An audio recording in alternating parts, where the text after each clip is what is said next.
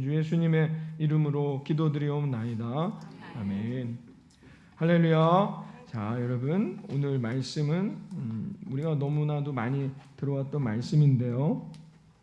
만약에 어떤 기자가 베드로에게 인터뷰를 한다면 어떻게 하겠습니까? 이런 인터뷰를 할 수 있겠죠. 3년 동안 주님을 당신 따라다닌 제자인데 당신이 볼 때 많은 일들이 있었지만 베드로, 당신이 볼 때 가장 인상적이었던, 베드로에게 가장 인상적이었던 기억에 남는 사건은 뭐가 있을까? 하나만 이야기해 주세요 라고 만약에 인터뷰를 한다면 베드로가 여러 가지 예수님과 다른 제자들과 동행하면서 많은 일들이, 역사를 경험했지만 아마도 하나만을 꼽으라고 말한다면 베드로는 오늘 이 물 위를 걸었던 이 사건을 고백할 수밖에 없을 것입니다. 왜 그러냐면 베드로만 경험한 사건이기 때문이죠. 베드로만이 혼자서 경험한 물 위를 걸었던 엄청난 놀라운 사건의 말씀이 오늘 읽었던 본문의 말씀이 되는 것입니다. 여러분, 그 상황을 잘 생각해 보세요. 큰 배가 뒤집힐 정도면 이게 조용할까요?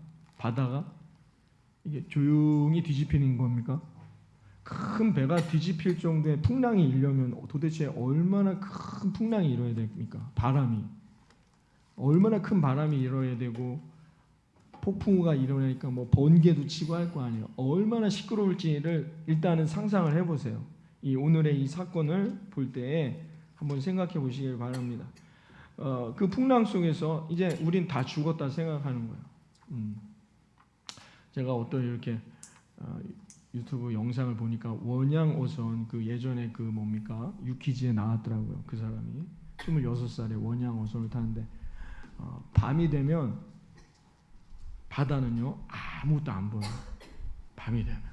그래서 배가 어떻게 가야 되느냐, 레이더로 쳐서 그 측정된 것으로 길을 나아가는 거예요. 하나도 안 보여요. 얼마나 무섭겠습니까? 그런데 배가 지금 뒤집힐 정도예요. 그러면 뭐예요? 죽는다고 생각하는 순간이란 말이죠. 이런 순간이란 말입니다. 그냥 울고불고 별의별 이 소동이 배 안에서도 일어나고 배 밖에서는 큰 풍랑이 일고 지금 번개가 치고 있습니다. 아주 엄청난 소동이 일어나고 있단 말입니다. 그런데 물 밖에 어떻게 해요? 저기서 아무것도 보이지 않는 거예요. 지금 예수님이 물 위를 걸어오고 계셔요. 그러니까 이 사람들, 배에 탄 제자들, 많은 사람들이 귀신인 줄 알았어요. 귀신이 우리 배 잡아먹으러 오는구나 라고 생각했단 말입니다.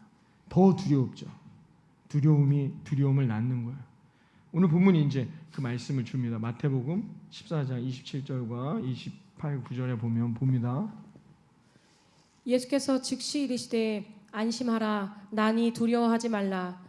베드로가 대답하여 이르되 주여, 만일 주님이시거든 나를 명하사 물 위로 오라 하소서 하니 오라 하시니 베드로가 배에서 내려 물 위로 걸어서 예수께로 가되. 아멘. 여러분, 귀신이 오는 줄, 유령이 오는 줄 알았는데 예수님이 뭐라고 하셨어요? 두려워하지 마라. 나니 안심하고 두려워하지 말아라. 이렇게 말씀하고 있습니다. 예수님께서. 그랬더니 베드로가 뭐라고 하냐면 정말 예수님, 주님이시면 나를 물 위를 걸어오라 말씀하소서라고 합니다. 근데 예수님이 뭐래요? 오라 말씀했어요. 이렇게 작은 소리로 말씀하시지 않았겠죠.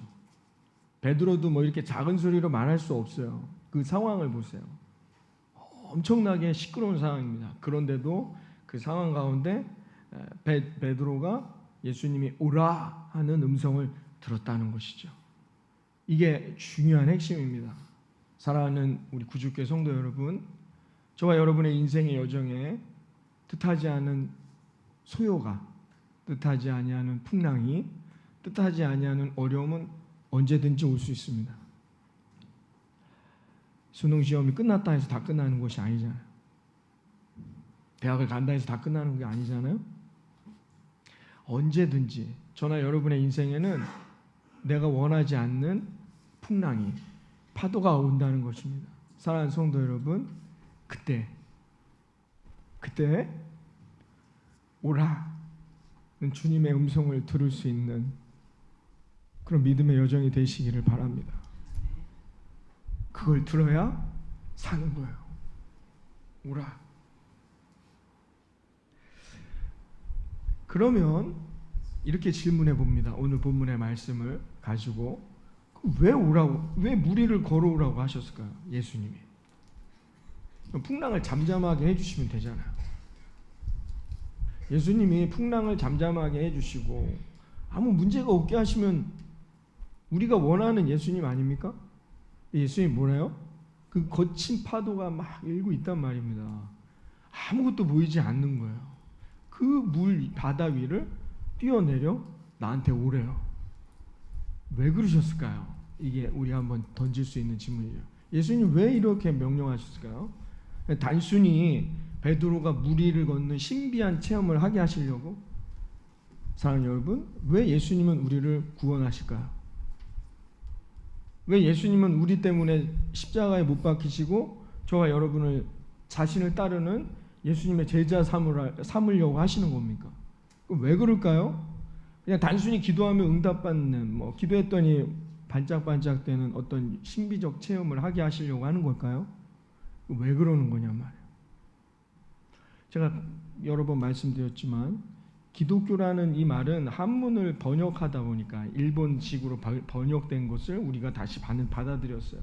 그래서 기독교라고 이렇게 번역이 됐지만 원래는 뭐예요? 그리스도교예요.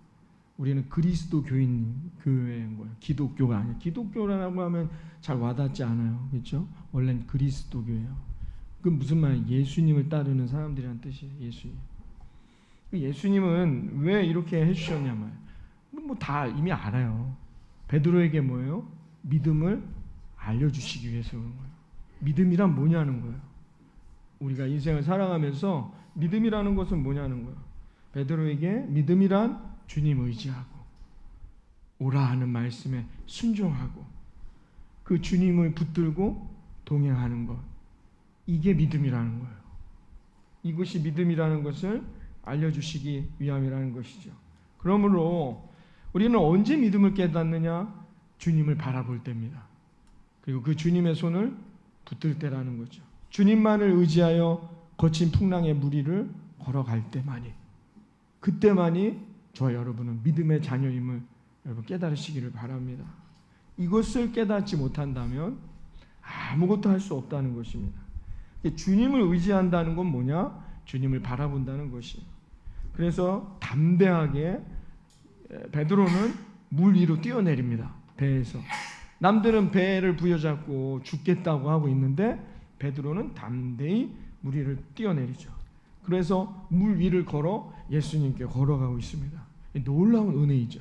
근데 어떻게 됩니까? 그만 옆에서 오는 큰 파도를 보니까 다시 두려움에 빠졌어요. 그래서 어떻게 해요?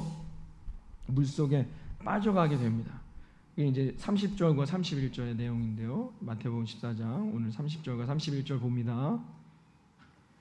바람을 보고 무서워 빠져가는지라 소리질러 이르되 주여 나를 구원하소서 하니 예수께서 즉시 손을 내밀어 그를 붙잡으시며 이르시되 믿음이 작은 자여 왜 의심하였느냐 하시고. 아멘. 여러분 큰 파도를 보니까 두려워졌어요. 근데 오늘 성경이 뭐래요? 물속에 다시 빠져가는 거예요. 베드로가. 얼마나 죽는 거예요, 여러분. 그냥 죽는 겁니다. 물속에 빠져서 죽는 거예요. 제가 중학교 1학년 때인데 이렇게 강원도로 물놀이를 간 적이 있습니다. 그래서 전용역인데 소금강, 강가 이름도 아니죠.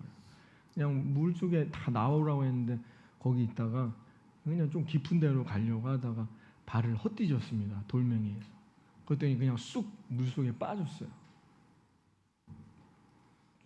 그 순간에 저는 죽는 줄 알았어요. 물 먹으니까 소리도 못 질러요. 그 순간에. 물속에 빠져간다는 거. 이건 두려운 일인 거예요. 그러니까 베드로가 어떻게 해요? 살려주세요. 어떻게 해서든지 오늘 주님 앞에 나를 살려달라고 말씀해요. 그러니까 예수님이 베드로의 손을 잡으시면서 뭐라 하셔요? 야, 믿음이 작은 자야 어찌 이렇게 의심하고 있느냐라고 말씀하셨다는 거죠. 자, 그럼 여기서 두 번째 질문입니다. 이 정도 믿음이면 칭찬해 줘야 되는 거 아닙니까? 아무도 배에서 뛰어내려서 예수님께 오는 자가 없잖아요. 근데 베드로는 뛰어내렸잖아요. 그리고 물 위를 걸어왔잖아요. 그 믿음으로, 예수님만을 바라보는 믿음으로 이렇게 걸어왔잖아요. 그러다가 파도가 무슨 촐랑촐랑 이렇게 하는 파도도 아니고 큰 파도 보면 얼마나 두렵겠어요. 그래서 좀 물에 빠질 수도 있지 않습니까? 그러면 예수님이 괜찮아 이렇게 위로해 주시면 안 되나요? 야, 이 믿음이 없는 놈아, 믿음이 작은 자야, 너 왜 의심했느냐 라고 이렇게 책망하셨을까요? 한번 이 질문을 던져야 합니다. 그냥 누구든지 그럴 수 있잖아요. 파도 보면. 아닙니까 여러분? 여러분 인생을 살다가 질병의 문제가 오거나 뜻하지 아니하는 고통의 문제가 올 때 우리는 그럴 수 있잖아요. 기도하지 못하고 낙심하고 염려하고 근심하고 불평할 수 있지 않습니까? 여러분 어떠세요? 그런데 예수님은 그렇게 말씀하지 않고 뭐라고 했어요? 책망하셨단 말이에요. 왜 그러셨을까요? 이게 중요하죠. 이미 베드로는 물 위를 걷는 경험을 안 한 것이 아니에요. 다른 제자들처럼 이미 경험을 했는데도 말이죠.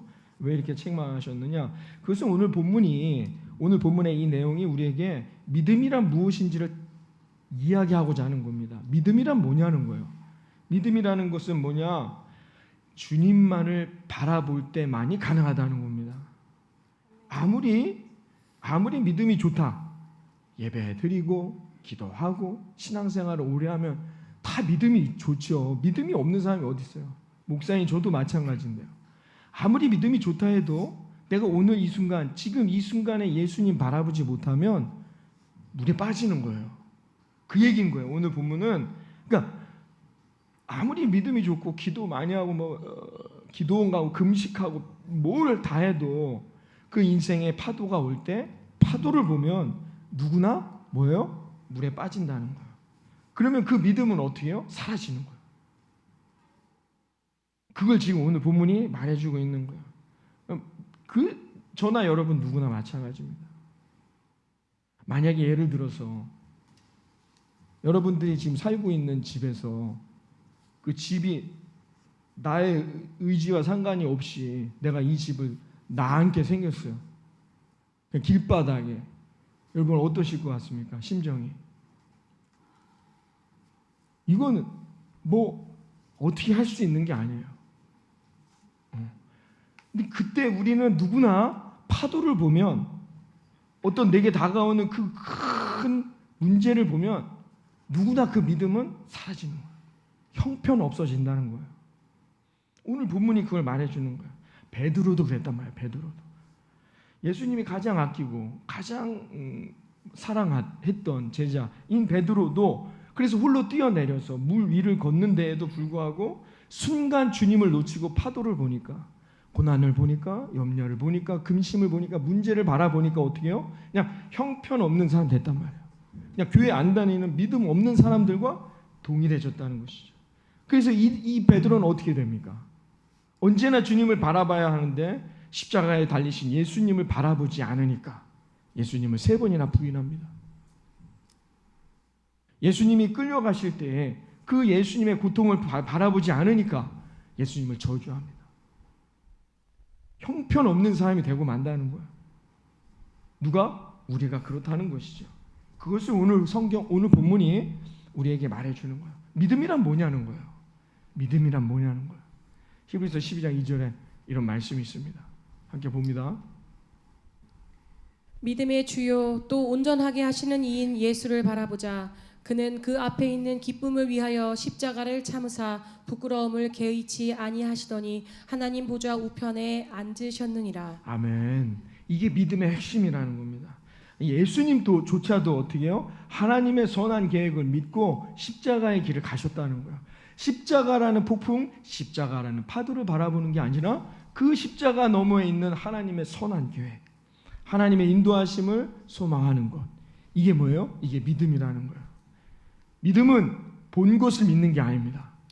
믿음은 아직 내가 가지 않은 것, 보지 않은 것, 경험하지 않은 것을 믿는 것, 그것이 믿음이라는 것이죠. 그래서 어떻게 해요? 예수님은 우리에게 이렇게 말하는 거예요. 사랑하는 여러분, 믿음의 주여 또 저와 여러분을 평안하게 하고 기쁘게 하며 감사하게 하고 온전하게 하시는 이인 예수 그리스도를 바라볼 수 있는 그런 우리 구주교회 성도님들의 한 주간이 되시기를 바랍니다. 이게 핵심이라는 겁니다. 기자가 다시 묻습니다. 어떻게 물리를 걸으셨어요? 어떻게 그렇게 바다 위로 뛰어내릴 생각을 하셨습니까? 라고 베드로한테 물은다면 베드로는 아마 이렇게 대답했을 거예요. 예수님이 바다 위에 계셨기 때문입니다. 베드로는 자신의 절대적인 믿음, 자신의 견실한 신념 때문에 바다 위를 걸은 것이 아닙니다. 모험심이 강해서나 그가 도전 정신이 뛰어나기 때문에 바다 위를 걸어보고 싶은 마음에 바다 위로 뛰어내린 게 아니라는 것입니다. 오직 하나, 예수님께서 바다 위에 계셨다는 겁니다. 이 바다는 대낮에 누구나가 다 볼 수 있는 그 해변가에 계신 게 아닙니다. 밤에 아무도 볼 수 없는 상황인 거예요. 오직 베드로만이 예수님을 바라봤다는 게 중요합니다. 왜요? 베드로는 예수님과 친밀했기 때문이죠. 누가 예수님을 만날 수 있을까요? 누가 아무것도 보이지 않는 저와 여러분의 내일의 삶에서 예수님을 만날 수 있을까요? 볼 수 있을까요? 친밀한 사람이에요. 예수님과 가까이 있어야 한다는 거예요. 그러니까 예수님이 뭐라고 하셨다고요? 오라. 여러분 들릴까요? 확성기로 얘기해도 잘 들리지 않을 거예요. 그 상황이 지금 풍랑이 있는 상황을 상상해 보세요. 네, 베드로는 그 음성을 들었단 말입니다. 주님과 친밀한 자만이 주님의 말씀에 순종해 나아갈 수 있는 거예요. 그래서 그는 바다 위를 걸어간 것입니다. 믿음의 핵심은 무엇이냐? 신념이나 모험심, 자신의 의지가 아니라는 거죠. 믿음이란 오직 주님과의 친밀한 관계, 그리고 그 주님이 말씀하시는 말씀에 순종하는 것. 여러분, 그것이 믿음이라는 것입니다. 우리도 베드로와 똑같습니다. 우리들의 인생에 많은 파도가 일어나지만 여러분, 우리가 그 파도를 보지 않고 그 순간에 예수님을 바라본다면 아무 문제가 되지 않습니다. 왜? 주님은 우리에게 선한 계획을 가지고 계시기 때문이죠. 근데 문제는 뭐냐? 우리에게 문제가 다가올 때, 인생의 수많은 파도들이 우리에게 닥쳐올 때 우리가 파도를 바라봄으로 우리의 믿음이 형편없어진다는 게 문제라는 것입니다. 우리가 주님을 바라보고 주님이 하라고 하는 대로 계속 순종해 나아가기만 한다면 그 걸음걸음마다 반드시 하나님이 예비하신 아름다운 축복의 결과를 얻는 우리 모두가 될 것이라 믿습니다. 주님이 책임지시니까요.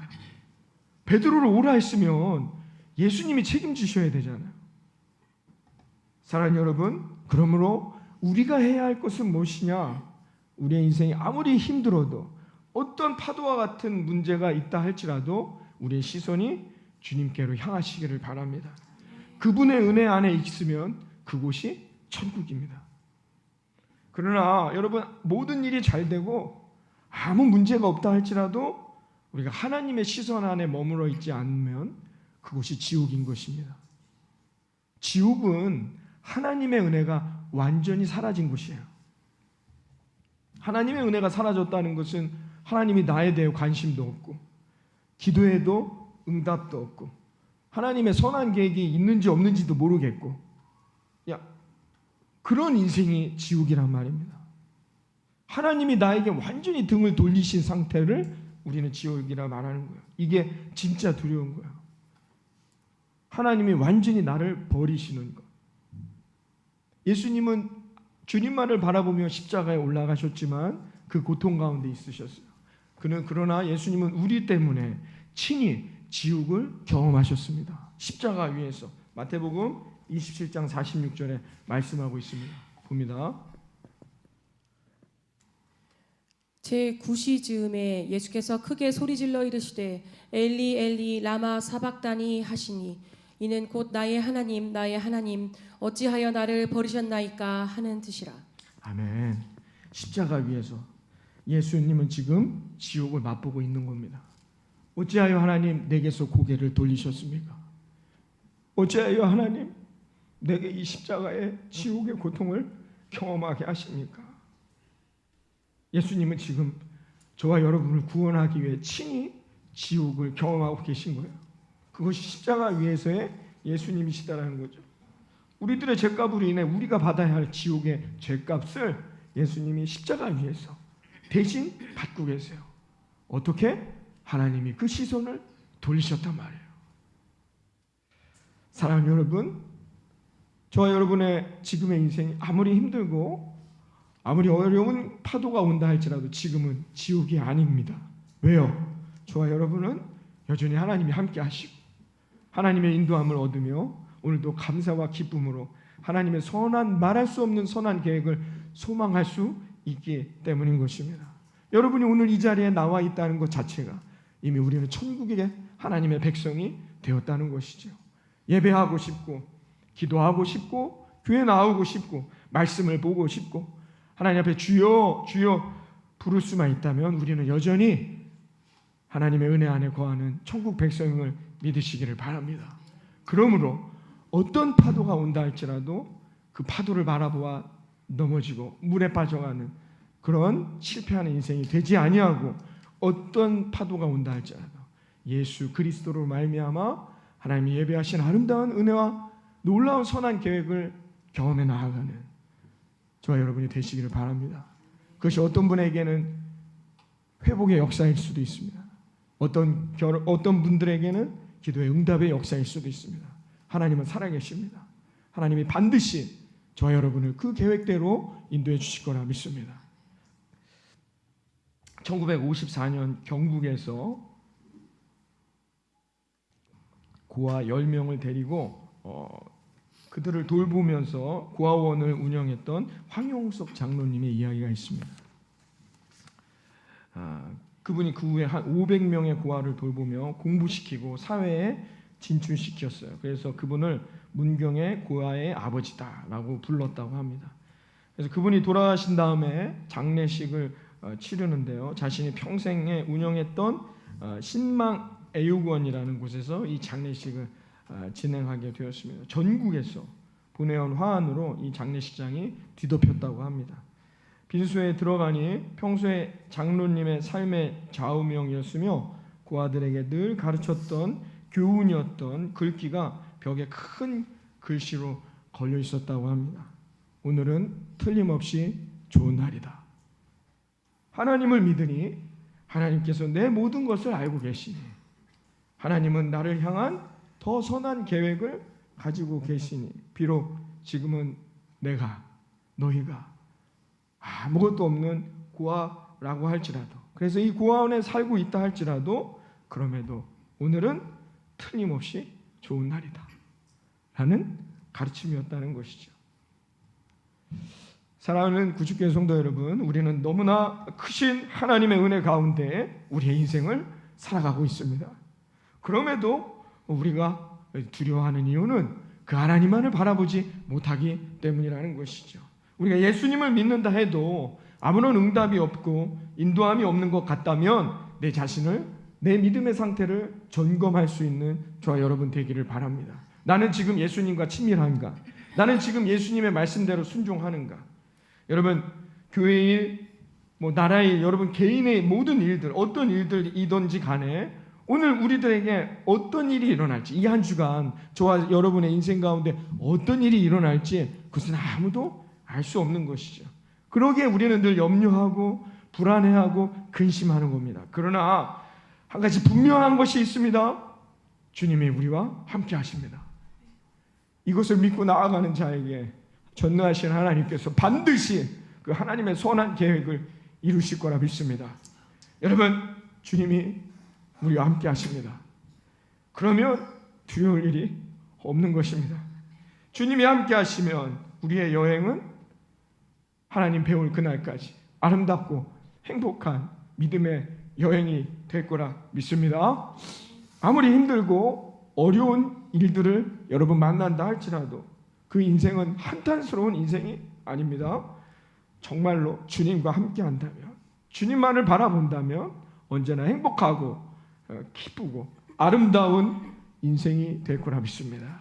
여러분, 이 한 주간도 주님만을 바라보시며 안심하라, 나니 두려워하지 말라, 이 음성을 붙들고 여러분 승리하고 돌아오는 아름답고 복된 우리 성도님들 되시기를 이 아침 주님의 이름으로 축원합니다. 기도하겠습니다.